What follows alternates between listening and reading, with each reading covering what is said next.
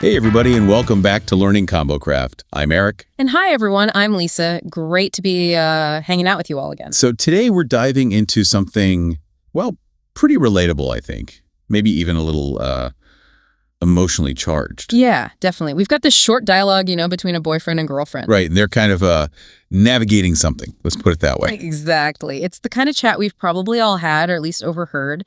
And we thought it'd be cool to kind of zoom in on some really common phrases they use. Mm-hmm. We're going to unpack how, a simple question can mean so much more depending on context and tone. And we'll get into those fun little pet names, too. The cute ones. Yeah. And maybe the not-so-cute ones. Yeah, because it's not always what you say, right? It's often how you say it. Totally. So, okay, let's just jump right in. We'll play the dialogue first. Just listen, get a feel for the situation. Okay, here it is. Can we talk? Sure, honey. We're talking now, aren't we? You know what I mean? Yeah, I know. I want to know where this relationship is going. I'm in love with you, and I need to know. I think you're awesome. I'm awesome. Well, I guess that's my answer, isn't it, honey? Look, if you don't love me, it's not a thing.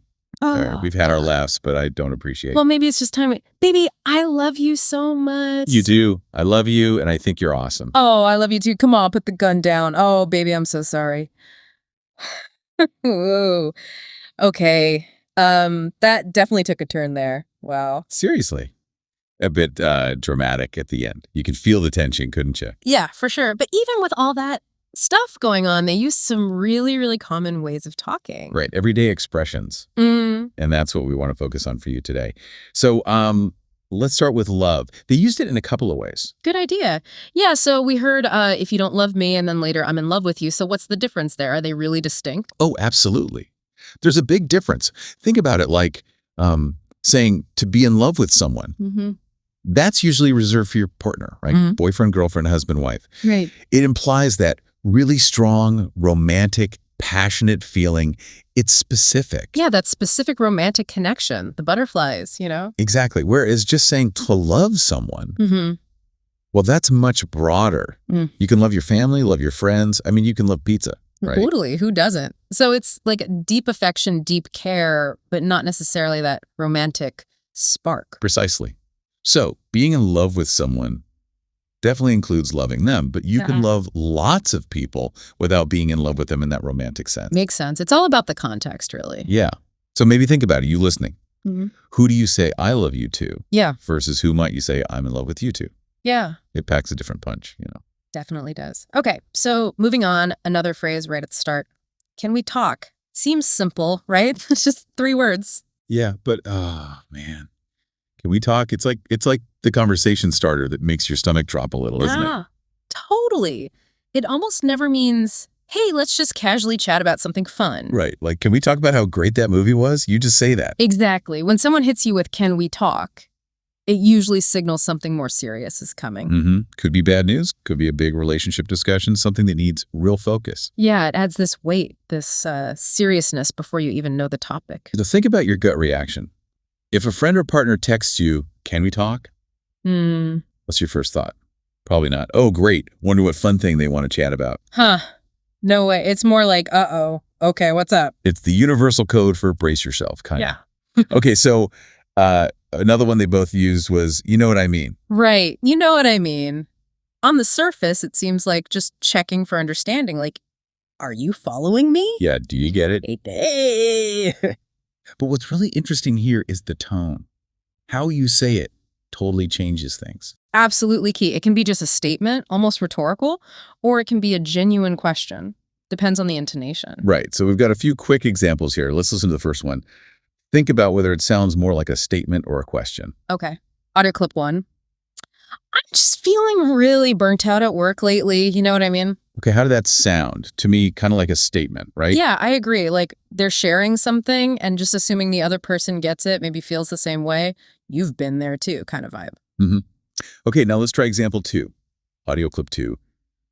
Look, I really need you to be on time tomorrow. You know what I mean when I say it's super important, right? Okay. Definitely heard the voice go up at the end there, that little rise. Yep, that upward inflection turns it into more of a real question. They're seeking confirmation, like, do you really understand how important this is? Totally. It's asking for that validation. Okay, one more. Example 3. Audio clip 3. This whole process is just so complicated and takes forever. You know what I mean? And that one, back to more of a statement feel, I think. Yeah, like expressing frustration and just assuming agreement. This is annoying, and you get it. So you see the difference. Voice goes up at the end. It's often a genuine check for understanding, are you with me? Voice stays flat or goes down. It's more like stating something and assuming shared understanding. It's subtle, but makes a big difference. Imagine trying to figure out confusing instructions. You might turn to someone and say, wait, so we do this, then that. You know what I mean? You're actually asking if they get it too. Right. Versus just saying, like, ugh, I hate Mondays. That's just a statement of feeling. You're not really asking if they understand the concept of hating Mondays. Good point. Oh, quick vocab check from that third audio clip. They said the process was complicated and takes forever. Another word for something that's long, slow, and kind of boring or repetitive is tedious. Right. Tedious, like filling out mountains of paperwork. Definitely tedious. Perfect. Okay, so we've kind of picked apart those opening bits. How about we listen to the whole dialogue again, maybe a little slower this time? Good idea. Now that we've talked about these phrases, maybe you'll hear those nuances even more clearly. Let's do it. Can we talk? Sure, honey. We're talking now, aren't we? You know what I mean. Yeah, I know. I want to know where this relationship is going. I'm in love with you, and I need to know. You know, I think you're awesome. I'm awesome. Well, I guess that's my answer, isn't it, honey? Look, if you don't love me, it's not a thing. All right, we've had our laughs, but I don't appreciate. Well, maybe it's just time we...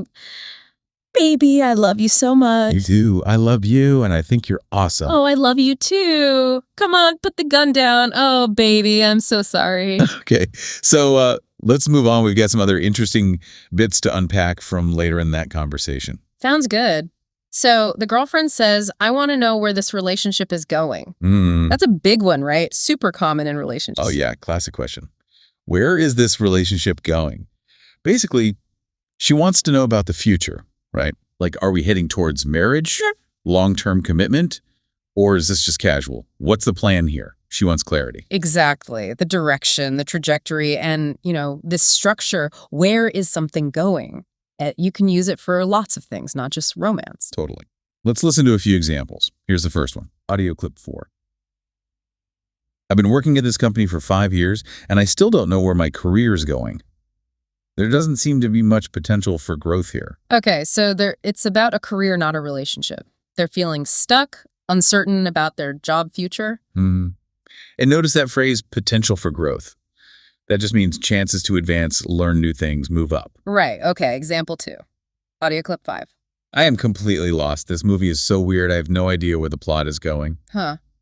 Been there. So plot just means the story, the sequence of events in the movie. Yep. They're confused about the storyline, basically. No clue what's happening next. Okay. And one last one. Example 3. Audio clip 6. We've been in this meeting for what feels like forever, and honestly, I still don't know where this meeting is going. Oh man, the endless meeting. We feel your pain. Here they're frustrated because the meeting seems pointless, aimless. They don't get the objective. So you see how that structure, where is this thing going, works for asking about the future path of almost anything. Careers, movies, meetings, relationships. Super useful structure. Now, another bit from the dialogue, when the girlfriend says, well, maybe it's just time we, and then she gets cut off. Yeah. That unfinished sentence. Yeah. It just hangs there, doesn't it? Totally. Maybe it's just time we. It clearly introduces some kind of suggestion, right? Or a necessary action she thinks they need to take. Like she's reached a conclusion, and since she doesn't finish, well, you're left wondering. Right. What was she going to say? In that super intense context, maybe she was going to say. Wake up. Yeah, that feels like a strong possibility given the tension. Definitely. But let's imagine less drama. Say you're at a party, it's getting late, you're tired. You might turn to your friend and say, maybe it's just time we headed home. Exactly. Or you've been avoiding cleaning the garage forever. Someone might finally say, maybe it's just time we actually clean the garage. So that phrase, maybe it's just time we, it's a pretty common way to propose doing something, gently suggesting an action. So think about it. You listening. How could you finish that sentence in different situations? Drop your ideas in the comments on the Learning ConvoCraft site. Yeah, do that. Okay, and one last phrase from this section. The boyfriend says, all right, we've had our laughs. We've had our laughs. Yeah. Literally, it just means, we've shared good times, funny moments in the past. Right, pretty straightforward. But the cool thing is the structure. we've had our noun. You can swap out laughs for other words and change the meaning. Oh, yeah, good point. Like instead of laughs, you could say, we've had our ups and downs. Okay, ups and downs. What does that suggest? That means both good times and bad times. It acknowledges the whole range of experiences, the struggles alongside the joys. More balanced, maybe. Yeah, good way to put it. Or what about we've had our moments? Moments feels a bit more general, maybe. Could be significant times, good or bad, memorable occasions. Less specific than ups and downs, perhaps. Right. Could be romantic moments, could be arguments, just significant points in time. What if someone says, we've had our issues? Okay, issues definitely points towards problems. Difficulties, disagreements they've faced together. He's got a more negative slant. And you could also make it positive, right? Like, we've had our special moments, focusing on the good memories. Absolutely. So just changing that one word, laughs, ups and downs, moments, issues, special moments, totally shifts the feeling. But the basic sentence structure stays the same. Shows how flexible English can be. Really does. Okay, wow. We've really dug into the language of that scene. I think maybe we should listen to one last time. Yeah, good call. Now that we've broken down all these phrases and talked about tone, maybe everything will click into place even more. Let's give it one final listen. Can we talk? Sure, honey. We're talking now, aren't we? You know what I mean? Yeah, I know. I want to know where this relationship is going. I'm in love with you, and I need to know. You know, I think you're awesome. I'm awesome. Well, I guess that's my answer, isn't it, honey? Look, if you don't love me, it's not a thing. All right, we've had our laughs, but I don't appreciate. Well, maybe it's just time we... Baby, I love you so much. You do. I love you, and I think you're awesome. Oh, I love you too. Come on, put the gun down. Oh, baby, I'm so sorry. All right, so after all that intensity, there was one kind of lighter, fun language thing in there we wanted to touch on. Pet names. Yes, good one. So he called her honey. She called him baby. These are perfect examples of pet names. And just to be crystal clear, we don't mean names for your dog or cat. Ha. No, not Fido or Whiskers. Pet names are those affectionate nicknames people use for their romantic partners, you know, boyfriend, girlfriend, husband, wife, terms of endearment. Exactly. And besides honey and baby, which are super common, you hear things like sweetheart, darling, sweetie, cutie a lot too. Yeah, those are pretty standard. Generally safe choices, you could say. Right. But then sometimes people get a little more creative or maybe cheesy. Oh, yeah. You definitely hear some that are maybe a bit overly sweet for some tastes, like snookums or honey bunny, sweetie pie. Snookums. Yeah, those can sound a little much depending on the couple, I guess. It's all personal preference. And then you've got couples who make up totally unique names, right, based on inside jokes or memories. Totally. Like maybe calling someone Pooh Bear or, I don't know, Dumpling. Is dumpling a thing? Dumpling could be cute. Yeah, it could totally be a thing. It can be anything, really, as long as it's affectionate between the two people. So we're really curious to hear from you watching. What are some common pet names in your language? Ooh, yeah, great question.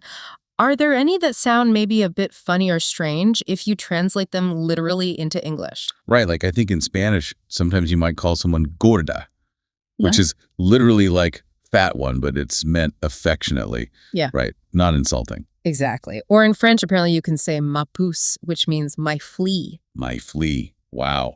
Okay, probably wouldn't use that one in English. Probably not. So yeah, if you know any interesting pet names from your language or just ones you've heard, share them with us. Head over to the Learning ConvoCraft website. Yeah, learningconvocraft.com. Leave your pet names. Leave any questions you have about anything we talked about today. We'd love to hear from you. Definitely. And hey, just a quick reminder, if you want to really lock in the vocabulary from today's discussion, we've got an audio review section on the website. Oh, yes, right. It covers words like dump someone, break someone's heart, heart-to-heart, ex-partner, and phrases like, can we talk, where this relationship is going, all that stuff. Great way to practice your pronunciation and just make sure it all sinks in. So definitely check that out. Well, this was quite the exploration into relationship talk, wasn't it? It really was. Even simple phrases have so much going on underneath. Absolutely. So thanks, everyone, for joining us for this romantic linguistic journey, I guess. Yeah. And if you liked hanging out with us and exploring English like this, please do hit that like button, subscribe to Learning ConvoCraft so you don't miss our next language adventure. And share it with anyone who might find it helpful for learning English. Thanks so much for watching, everyone. It was great chatting. Goodbye for now. Bye, everyone. See you next time.